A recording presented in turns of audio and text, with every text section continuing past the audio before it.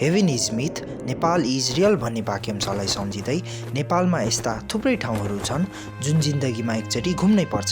त्यस्तै ठाउँ हो मुस्ताङ जिल्ला, जसको उचाइ 2100 मिटरदेखि 4000 मिटरसम्म रहेको छ। यो ठाउँ जति धार्मिक रूपले समृद्ध छ उत्तिकै प्राकृतिक सौन्दर्यताले पनि भरिपूर्ण छ। नमस्कार सबैजनालाई, स्वागत छ मेरो युट्युब च्यानलमा। आज चाहिँ हामी अहिले हाल पोखरामा छौँ र अहिले चाहिँ बिहानको 6:30 बजेको छ र अब चाहिँ हाम्रो आजको गन्तव्य भनेको चाहिँ अप्पर मुस्ताङ रहेको छ र भिडियो अन्त्यसम्म हेरिदिनु होला।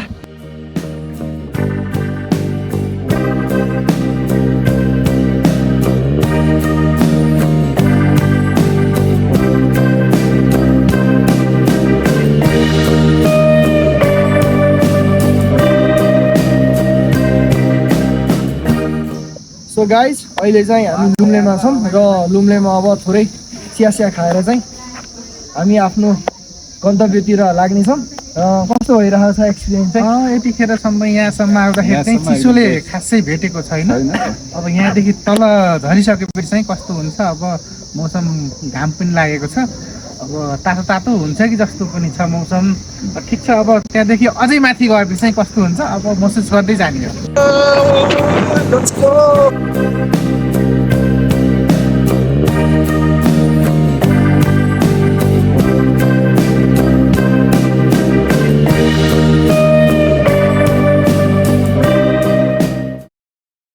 अहिले चाहिँ हामी यो बागलुङ र बेनी ट्याक्क छुट्टिने ठाउँमा आएर छ होइन। यताबाट चाहिँ हामी सिधै बेनी जान सकिन्छ भने यताबाट बागलुङ हुँदै बेनी जाने हो। यताको बाटो अलि रफ छ भने यताको बाटो चाहिँ एकदम राम्रो छ, त्यही भएर हामी चाहिँ अहिले यताको बाटो हेरी जानेछौँ है।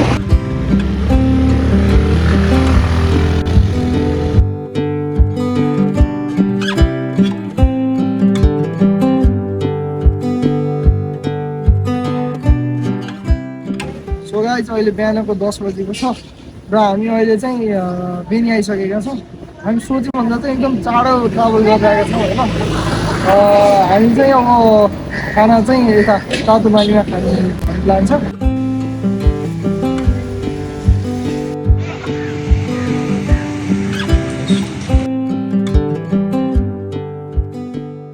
अहिलेको टाइममा चाहिँ होइन धेरै जस्तो यात्रीहरूले चाहिँ अब पेट्रोल डिजेल चाहिँ यता बेनीमै गर्नुहुन्छ। त्यसले गर्दा चाहिँ पेट्रोल पाउनु एकदम गाह्रो हुन्छ होइन। नपाउनु पनि सकिन्छ, चाहिँ सक्छ नगर्दै आफ्नो पेट्रोल चाहिँ पोखरामै गर्नुहोस् सेफ हुनुको लागि होइन। पछि गएर उता साइडतिर चाहिँ अब हामीले पाउने भन्ने बोतल न हो, त्यसले गर्दा चाहिँ एक्सपेन्सिभ जान्छ। त्यही भएर चाहिँ पेट्रोल बेनीमा भन्दाखेरि पोखरामा गरेर आउनुभयो भने चाहिँ तपाईँहरूलाई सजिलो हुन्छ।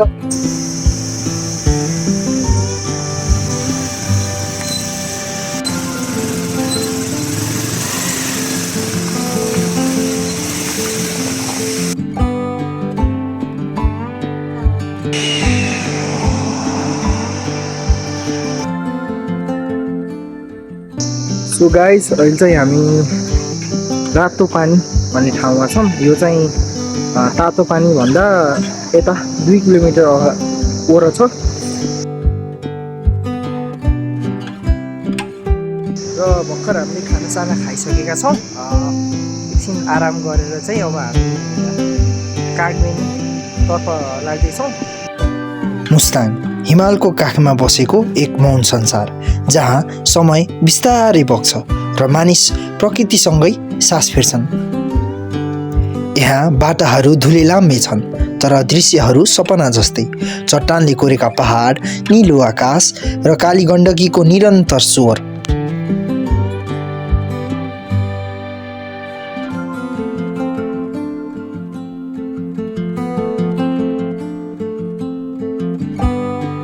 सो गाइस, अहिले चाहिँ हामी छौँ लेतेमा र हामी चाहिँ खाँदैछौँ चिया र बिस्कुट पनि। मुस्ताङ केवल भूगोल होइन, यो संस्कृति हो। प्रार्थना झण्डामा बाँधिएका विश्वास, गुम्बामा गुम्जिने मन्त्र र साधारण जीवनमा लुकेको गहिरो शान्ति। यहाँको जीवन सजिलो छैन। चिसो कठोर छ, हावा निर्दयी छ र पानी अमूल्य। तर यही कठिनताले नै मुस्ताङलाई मुस्ताङ बनाएको छ, मुस्ताङलाई बलियो बनाएको छ। यहाँका मानिसहरू कममा खुसी छन् र मौनतामा सन्तुष्ट। मुस्ताङ हेर्नु भनेको हिमाल हेर्नु मात्र होइन, आफूलाई भित्रदेखि बुझ्नु हो। सो गाइस अहिले चाहिँ हामी कागबेनी र मुक्तिनाथ छुट्टिने ठ्याक्क बिचमा छौँ, बाटोमा छौँ होइन। र अब चाहिँ हामी यता कागबेनी तर्फ लाग्दैछौँ। यो यात्रा हो जहाँ फर्किँदा पनि मुस्ताङ मनमै बसिरहन्छ। अहिले चाहिँ हामी कागबेनीमा छौँ। आज चाहिँ कोठा पाउन एकदम गाह्रो भयो होइन। अनि त्यही भएर चाहिँ अहिले चाहिँ हामी यता एउटा यहाँ दिदीलाई चाहिँ डाइनिङमै मिलाइदिनुहोस् न भनेर जसोतसो गरेर आज एडजस्ट गरेका छौँ। हामीले खानासाना पनि खाइसक्यौँ, अब सुत्छौँ।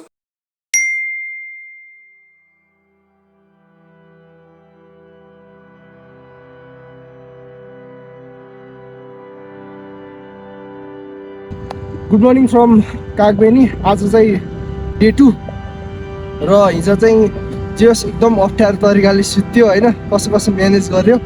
आज चाहिँ आजको हाम्रो यात्रा भनेको चाहिँ अप्पर मुस्ताङ रहेको छ। र बिहान हामी अझै अहिले चाहिँ बिहानको कति बज्यो भन्दाखेरि यस्तै 6:30 भयो। हामी चाहिँ अब किनै जानुपर्ने, स्कुटीको ब्याट्री एकछिन डाउन भइरहेको, चिसो हावा भन्ने कि वातावरणले गर्दा अब चाहिँ हामी अप्पर मुस्ताङ जाँदैछौँ। एकदम गाह्रो हुन्छ जस्तो चाहिँ मलाई पर्सनली लागिरहेको छ। अरूले चाहिँ ल जानुपर्छ भन्दाखेरि मलाई रुगासुगा पनि लागिरहेको छ। अब हेरौँ के हुन्छ है।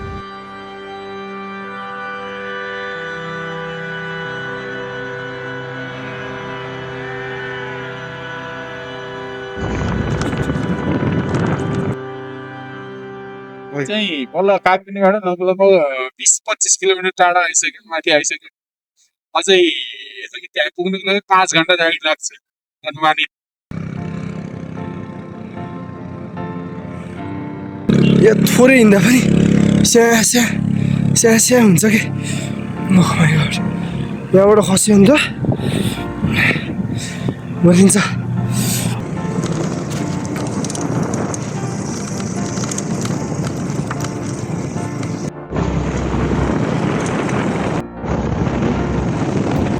सो अहिले हामी चाहिँ स्याङपोसी भन्ने ठाउँमा छौँ।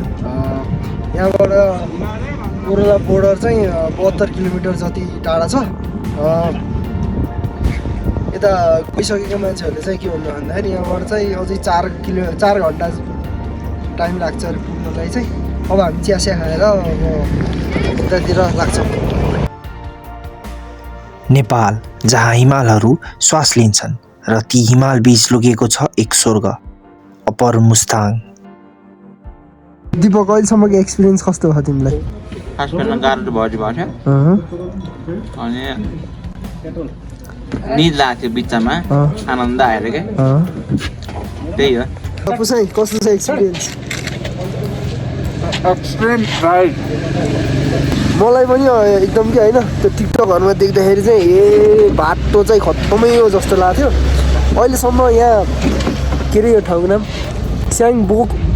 बोखे हो कि बोचे भन्ने ठाउँमा आउँदासम्म चाहिँ बाटो राम्रै लाग्छ। So far so good. अब हामी के गर्दैछौँ? अब हामी यसो नास्ता खान्छौँ। तातो झोलले पुरा हजुर चिसो छ नि त, झोलले चिज खाएपछि हामी फेरि उकालो।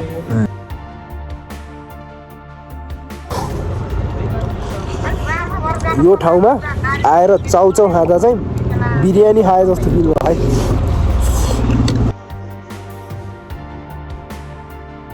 यहाँको आकाश अझ निलो छ, हावा अझ शुद्ध छ र हरेक ढुङ्गाले कुनै पुरानो कथा सुनाउँछ। स्वर्गमाथिको राज्य भनेर चिनिने अप्पर मुस्ताङको भौगोलिक बनावट, मरुभूमि जस्तै पहाड र प्राचीन बौद्ध संस्कृतिले पर्यटकलाई मोहित पार्दछ। सो गाइस अहिले चाहिँ हामी चुसेर र पुरा चाहिँ 190 किलोमिटर चाहिँ टाढा छ यहाँबाट बस्दा यो रहेछ है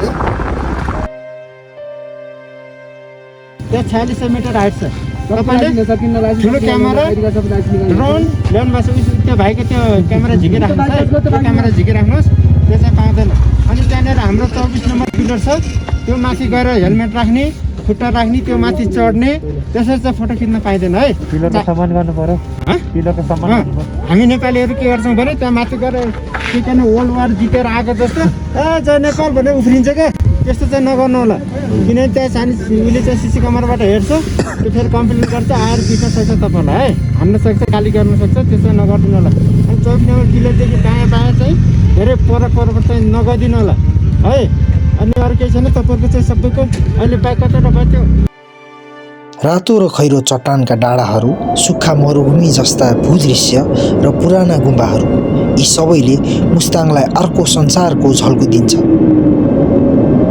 यहाँका मानिसहरू फेथ एन्ड सिम्प्लिसिटीसँग बाँचेका छन्। उनीहरूको संस्कृति, प्रार्थना र पर्वले मुस्ताङको आत्मालाई जोगाइरहेका छन्।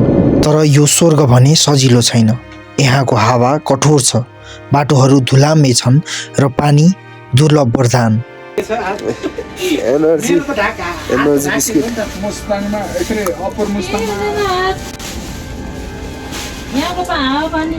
हामीले चाहिँ भर्खर 250 वाला एनर्जी ड्रिङ्क खायौँ र कफी खाँदैछौँ।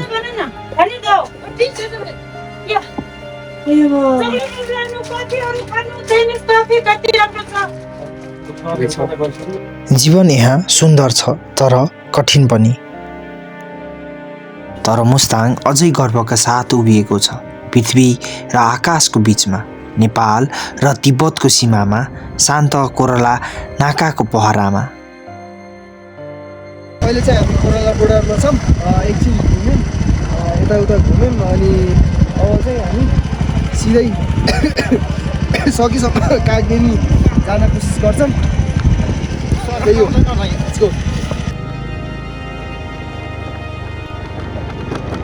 सो गाइज अहिले चाहिँ हामी सैमा चिन्छौँ, भर्खर चिया खायौँ।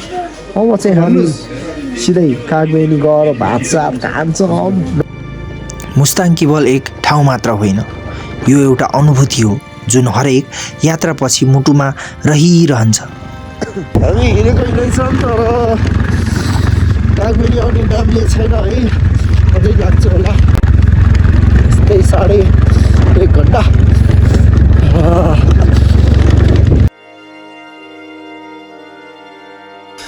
अहिले चाहिँ रातिको यस्तै 11 बजेर 44 मिनट भएको छ। हामी चाहिँ यस्तै कागबेनीमा चाहिँ कति 10 पोखरातिर आएका थियौँ र हामीले आएर चाहिँ खानासाना खायौँ। थोरै रुगाखुगी चाहिँ लागिरहेको छ। अब चाँडै सुत्छौँ। यता अङ्कलहरू चाहिँ सुत्सक्नु भएको छ।